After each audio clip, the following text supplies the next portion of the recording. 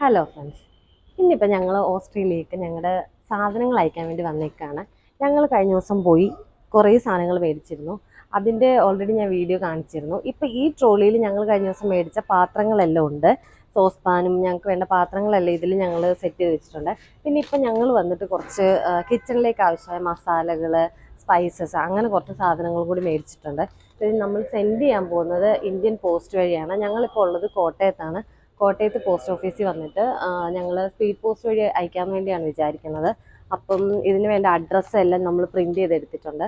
ബാക്കി സാധനങ്ങളായിട്ടാണ് പോകുന്നത്. അവർ തന്നെ അവിടെ ചെന്ന് പാക്ക് ചെയ്ത് അയക്കും എന്നാണ് പറഞ്ഞത്. ഇനി ബാക്കി പോസ്റ്റ് ഓഫീസിൽ ചെന്നിട്ട് നമ്മൾ വേണ്ട അഡ്രസ്സ് നമ്മൾ പ്രിൻറ്റ് ചെയ്തെടുത്തിട്ടുണ്ട്. ഇത് നമ്മുടെ ഇനി ബോക്സിൻ്റെ 2-3 സൈഡിലേക്ക് പേസ്റ്റ് ചെയ്തിട്ടായിരിക്കും നമ്മൾ കൊറിയർ സെൻഡ് ചെയ്യുന്നത്.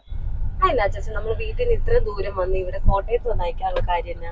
നമ്മുടെ വീടിൻ്റെ അടുത്ത് നമുക്ക് പോസ്റ്റ് ഓഫീസ് ഉണ്ട്, പക്ഷെ അവിടെ ഒന്നും ഇങ്ങനത്തെ സർവീസ് ഇല്ല. അതായത് ഇവിടെ എന്ന് പറയുമ്പോൾ ഇപ്പോൾ കോട്ടയത്ത് വന്ന് അയക്കുകയാണെങ്കിൽ കോട്ടയം, എറണാകുളം അല്ലെങ്കിൽ അങ്ങനെ മെയിൻ സ്ഥലങ്ങളിൽ വന്ന് അയക്കുകയാണെങ്കിൽ അല്ലെങ്കിൽ പാക്കിംഗ് ഫെസിലിറ്റീസ് ഉള്ള പോസ്റ്റ് ഓഫീസ് വരുവാണെങ്കിൽ അവരിത് കൃത്യമായിട്ട് പാക്ക് ചെയ്ത് സാധനം അയക്കും. ഇപ്പോൾ ഓൾറെഡി നമ്മൾ ഏത് പോസ്റ്റ് ഓഫീസിൽ കൊണ്ടായാലും, ഇപ്പോൾ ചെറിയ പോസ്റ്റ് ഓഫീസിൽ കൊണ്ടായാലും നമ്മൾ ആദ്യം അവരുടെ സാധനങ്ങൾ കൊണ്ടുപോയി കാണിച്ച് അവർ കൺഫർമേഷൻ പറഞ്ഞാൽ മാത്രം നമ്മൾ പാക്ക് ചെയ്ത് കൊണ്ടു കൊടുക്കുന്നത്. ലോക്കൽ ചെറിയ ചെറിയ പോസ്റ്റ് ഓഫീസാണ്. ഇവിടെ എന്ന് പറയുമ്പോൾ സാധനം ഡയറക്റ്റ് വന്നു കഴിഞ്ഞാൽ അവർ തന്നെ ചെറിയൊരു പാക്കിംഗ് ഫീസ് ഓൾറെഡി ഫുള്ളായിട്ട് ഇത് പാക്ക് ചെയ്ത് നമുക്ക് വൃത്തിക്ക് അത് ചെയ്തു തരും. അപ്പം നമുക്ക് വലിയ തലവേദനയോ കാര്യങ്ങളൊന്നുമില്ല. നമ്മൾ സാധനങ്ങളൊക്കെ മേടിച്ച് വരിക, കയറ്റാൻ പറ്റുന്നവർ പറയും, കയറ്റാൻ പറ്റാത്തവർ പറയും, പരിപാടി ക്ലീനായിട്ട് തീരും. കാരണം ഇത് വെയിറ്റ് ഉണ്ട്, വെയിറ്റ് അനുസരിച്ച്. പക്ഷേ വെയിറ്റ് എടുക്കുന്നവർ വോളിമെട്രിക് വെയിറ്റ് എടുക്കുന്നത്. നമ്മൾ സാധാരണ പോലെ തൂക്കിയിട്ടല്ല നോക്കുന്നത്, ബോക്സിൻ്റെ നീളവും വീതിയും വെച്ചിട്ട് അവർ വെയിറ്റ് അളന്നിട്ടാണ് ഈ സാധനം അയക്കുന്നത്. ഏറ്റവും ബെറ്റർ ഓപ്ഷൻ നമ്മൾ ഇങ്ങനെയുള്ള സ്ഥലങ്ങളിൽ കൊണ്ടുപോയി ഡാറ്റ അയക്കുകയാണെങ്കിൽ, ഇപ്പോൾ നമ്മൾ കോട്ടയത്ത് അടുത്താണെന്നുള്ളവർക്ക് നേരെ ഒന്ന് കോട്ടയത്തോ എറണാകുളത്തും ഈ ഫെസിലിറ്റി ഉണ്ടെന്നാണ് കേട്ടത്. ഞങ്ങൾ എറണാകുളത്തേക്ക് പോകാൻ നിന്നില്ല, ഞങ്ങൾക്ക് കോട്ടയം വരെ വരേണ്ട വേറെ ആവശ്യമുള്ളതുകൊണ്ട് കോട്ടയത്ത് ഞങ്ങളിപ്പോൾ അയക്കുന്നു. ഈ കോട്ടയത്തെ ഈ മെയിൻ പോസ്റ്റ് ഓഫീസിൻ്റെ മുനിസിപ്പാലിറ്റിക്ക് ഓപ്പോസിറ്റാണ്. അതായത് നമ്മുടെ ഹോട്ടൽ രാജധാനിക്കൊക്കെ തൊട്ട് പുറകുവശമായിട്ട്. എനിക്ക് തോന്നുന്നതിൻ്റെ അപ്പുറമാണ് പണി തീരാത്ത വാക്ക് വേ ഉള്ളത്. അവിടെയാണ് ഈ ലൊക്കേഷൻ വരുന്നത്. നമ്മളിപ്പോൾ സ്ഥലത്തേക്ക് എത്താറായി. ഇതാണ് പോസ്റ്റ് ഓഫീസ്. പഴയൊരു കെട്ടിടമാണ്.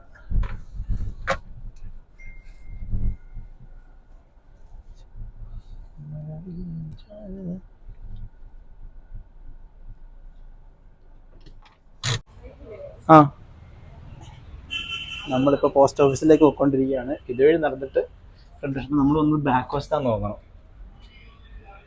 ശരി, നമ്മൾ ബാക്കിൽ വന്ന് വണ്ടി പാർക്കിയിട്ടാണ് നമ്മൾ പോസ്റ്റ് ഓഫീസിൻ്റെ ഫ്രണ്ടിലായിട്ട് പോകുന്നത്. നമുക്ക് ഇൻ്റർനാഷണൽ ഡിപ്പാർട്ട്മെൻറ്റിൽ പോയി ചോദിച്ചു നോക്കാം എങ്ങനെ ഇത് അയക്കണേന്ന്.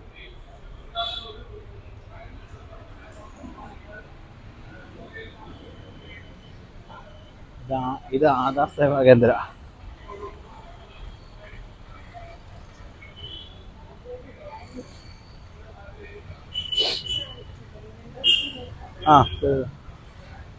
അപ്പോൾ നമ്മുടെ കോട്ടയം വാക്ക് വേയുടെ ഫ്രണ്ടിലാണ് നമ്മുടെ മെയിൻ എൻട്രൻസ്. അപ്പോൾ നമുക്ക് ഇവിടെ ഒന്ന് പോയി ചോദിച്ചു നോക്കാം.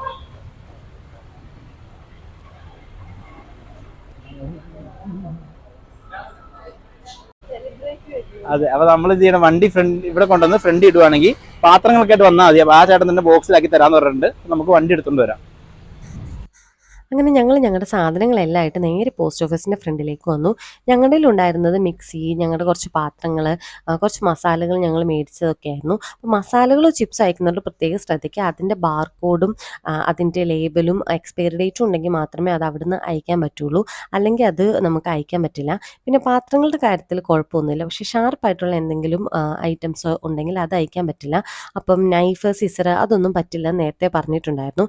ഞങ്ങളെല്ലാം അതിൻ്റേത് ബോക്സിൽ തന്നെ കൊണ്ടുവന്നു. പക്ഷേ ഇതെല്ലാം അവിടെ ചെന്ന് അകത്തുനിന്ന് എടുത്ത് നമ്മുടെ കാർട്ടൺ ബോക്സിനകത്ത് 1 by 1 വെച്ചിട്ടാണ് അയക്കുന്നത്. അപ്പോൾ കാർട്ടൺ ബോക്സ് ഓൾറെഡി അവരവിടുന്ന് തരാമെന്ന് പറഞ്ഞു. ഈവൻ നമ്മുടെ കയ്യിൽ വലിയ കാർട്ടൺ ബോക്സ് ഉണ്ടെങ്കിൽ അത് നമുക്ക് കൊണ്ടുവരാം. പക്ഷേ അവർ ഓൾറെഡി പറഞ്ഞിരുന്നു അതിൻ്റെ ഹൈറ്റ് എന്ന് പറയുന്നത് 2 മീറ്ററിൽ താഴെ ആയിരിക്കണം. അങ്ങനെയാണെങ്കിൽ മാത്രമേ നമുക്കത് അയക്കാൻ പറ്റത്തുള്ളൂ. ഞങ്ങളെല്ലാം കൊണ്ടുവന്ന് ഓപ്പൺ ചെയ്ത് അവരെ കാണിച്ചു. അപ്പോൾ 1 by 1 അവരെല്ലാം ചെക്ക് ചെയ്തു. മസാലകളുടെ കാര്യത്തിലൊന്നും കുഴപ്പമുണ്ടായിരുന്നില്ല, പാത്രങ്ങളുടെ കാര്യത്തിലും കുഴപ്പമില്ലായിരുന്നു. പക്ഷേ ബാറ്ററി ഉള്ള ഐറ്റംസ് നമുക്ക് അയക്കാൻ പറ്റില്ല.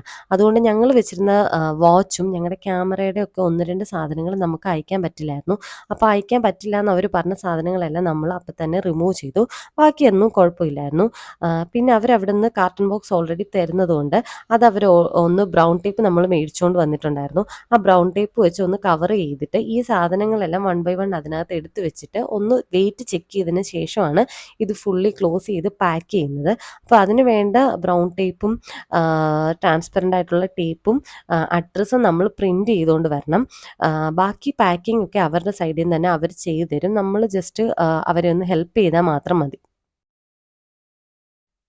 പാക്കിംഗ് എങ്ങനെയായിരിക്കും ഞങ്ങൾക്ക് ശരിക്കും ടെൻഷൻ ഉണ്ടായിരുന്നു. പക്ഷേ പാക്ക് ചെയ്ത് തുടങ്ങിയപ്പോൾ മനസ്സിലായി അവർ നല്ല പക്കായിട്ടാണ് എല്ലാം പാക്ക് ചെയ്യുന്നതെന്ന്. ആദ്യം തന്നെ ബ്രൗൺ ടേപ്പ് വെച്ചിട്ട് നമ്മുടെ കാർട്ടൺ ബോക്സ് ഒന്ന് കവർ ചെയ്തിട്ടാണ് അവർ വെയിറ്റ് ചെക്ക് ചെയ്യാൻ വേണ്ടിയിട്ട് സാധനങ്ങൾ പറക്കി വെച്ചത്. അപ്പം സാധനങ്ങൾ വെച്ച് കഴിഞ്ഞ് വെയിറ്റ് നോക്കിയപ്പോൾ നമ്മുടെ വെയിറ്റ് ഒരു 20 kg അടുത്തുണ്ടായിരുന്നു. അപ്പം ഞങ്ങൾ വെയിറ്റ് കുറയ്ക്കാൻ വേണ്ടിയിട്ട് 1, 2 സാധനങ്ങൾ 1, 2 മസാലകൾ എടുത്ത് മാറ്റിയിരുന്നു. അപ്പം അവിടെ 2, 3 ഓപ്ഷനാണ് അവർ പറഞ്ഞത്. ഒന്നെന്ന് പറഞ്ഞാൽ നമുക്ക് സ്പീഡ് പോസ്റ്റ് വഴി അയക്കാം. പിന്നെ രണ്ടാമത്തെ നമുക്ക് പറ്റുന്നൊരു ഓപ്ഷൻ എന്ന് പറഞ്ഞാൽ നോർമൽ കൊറിയർ അയക്കാം, പാഴ്സൽ അയക്കാം. അപ്പം ഇതിന് നല്ല പൈസയുടെ വ്യത്യാസമുണ്ട്. അപ്പം ഞങ്ങളുടെ അവസാനം എല്ലാം പാക്ക് ചെയ്ത് കഴിഞ്ഞ് വെയിറ്റ് നോക്കിയപ്പോൾ ഒരു 18 kg സംതിങ് ഉണ്ടായിരുന്നു. അപ്പം അതിനവർ പറഞ്ഞത് 16,500 രൂപയായിരുന്നു നോർമൽ കൊറിയർ അയക്കുന്നതിന്. അഥവാ സ്പീഡ് പോസ്റ്റ് ആണെങ്കിൽ അതിന് 24,000 രൂപയിൽ കൂടുതലായിരുന്നു. അപ്പം ഞങ്ങൾക്ക് അത്ര തിരക്കില്ല, കാരണം ഞങ്ങൾ ഇനി പോകാൻ പോകുന്നതേ ഉള്ളൂ. അതുകൊണ്ട് തിരക്കില്ലാത്ത കാരണം ഞങ്ങൾ നോർമൽ കൊറിയർ മതി എന്ന് പറഞ്ഞു. രണ്ടാണെങ്കിലും സ്പീഡ് പോസ്റ്റ് ആണെങ്കിൽ 10-12 ദിവസം കൊണ്ടെത്തും. നോർമൽ കൊറിയർ ആണെങ്കിൽ ഒരു 15-16 ദിവസത്തിനകം എത്തും എന്നാണ് പറഞ്ഞത്. അപ്പം അത് കാരണം ഞങ്ങൾ നോർമൽ കൊറിയർ മതി എന്ന് പറഞ്ഞു. അങ്ങനെ നോർമൽ കൊറിയറിന് വേണ്ടിയിട്ടാണ് ബാക്കി പൈസയും കാര്യങ്ങളും അടച്ചത്. പിന്നെ പ്രത്യേകം ശ്രദ്ധിക്കുക, GPay അല്ലെങ്കിൽ കാർഡ് പേയ്മെൻ്റ് ഒന്നുമില്ല. നമ്മൾ ATM ന്ന് ക്യാഷ് ആയിട്ട് തന്നെ എടുത്തിട്ട് പോകണം. അപ്പോൾ എല്ലാം പാക്ക് ചെയ്ത് സെറ്റ് ചെയ്ത് വെയിറ്റും നോക്കി പൈസ പറഞ്ഞതിന് ശേഷം ഞങ്ങൾ ATM ന്ന് പൈസ എടുത്തിട്ട് വന്നിട്ടാണ് കൊടുത്തത്. നമ്മുടെ നോർമൽ കൊറിയർ ആയതുകൊണ്ട് നമുക്ക് 20 kg മാത്രമേ അയക്കാൻ പറ്റുള്ളൂ. സ്പീഡ് പോസ്റ്റ് ആയിരുന്നെങ്കിൽ അതിൽ കുറച്ചുകൂടി കൂടുതൽ അയക്കാൻ പറ്റുമെന്നാണ് അവർ പറഞ്ഞത്. ഇത് ഇവിടുന്ന് നേരെ അവർ അയക്കുന്നത് ചെന്നൈയിലേക്കാണ്. അവിടുന്ന് കസ്റ്റം ചെക്ക് കഴിഞ്ഞിട്ടാണ് ഇത് അവിടുന്ന് ഓസ്ട്രേലിയയിലേക്ക് പോകുന്നത്.